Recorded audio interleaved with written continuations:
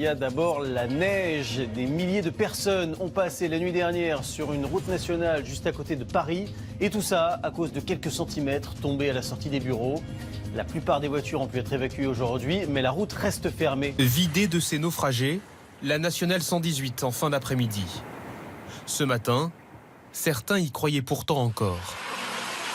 Un peu naïvement. Il y avait bien une saleuse, mais manifestement du mauvais côté.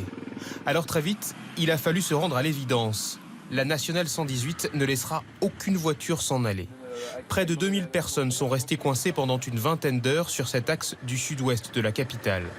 Et pour une fois, ce n'est pas la conduite des Parisiens qui est en cause. C'est pas les Parisiens, c'est surtout ceux qui entretiennent les routes. Et puis la gestion qui est derrière. On n'a rien à manger, rien à boire.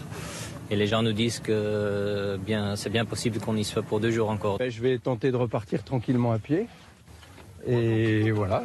De toute façon, il n'y a pas grand-chose à faire. Dans ces conditions, certains préfèrent abandonner leur voiture. Direction Paris, ils prennent bien l'autoroute. Bonsoir monsieur. Mais en marchant. 736 km de bouchons à 19h15 en Ile-de-France, record battu, et ce n'est certainement pas terminé. Et à Paris et en proche banlieue, des vues qui nous présentent une ville presque figée, piégée par cette neige de février. Pour ces automobilistes, c'est trop tard, ils sont coincés. Regardez, en glisse, on ne peut pas monter. S'ils avaient mis un peu sel, un peu, je sais pas, quelque chose, on pouvait monter, là, on ne peut pas.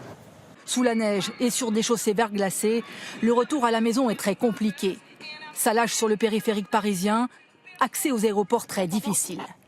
Sur les pistes, la fine pellicule de neige perturbe le trafic. Les chasse-neige ont œuvré toute la journée. Retard de 30 minutes en moyenne en raison du dégivrage des avions à Orly. À la nuit tombée, plusieurs centaines d'automobilistes sont toujours naufragés. Dans les voitures, la colère monte. Déjà en 2010, c'est déjà arrivé. Jusqu'à 22h, 23h30, les gens ils sont restés dans leur voiture. Dieu sait qu'elle puisse passer. Là, c'est la même chose. Ça se passe la même chose cette année. On paye des impôts, on nous promet des trucs. Regardez, à chaque fois, c'est le même bordel.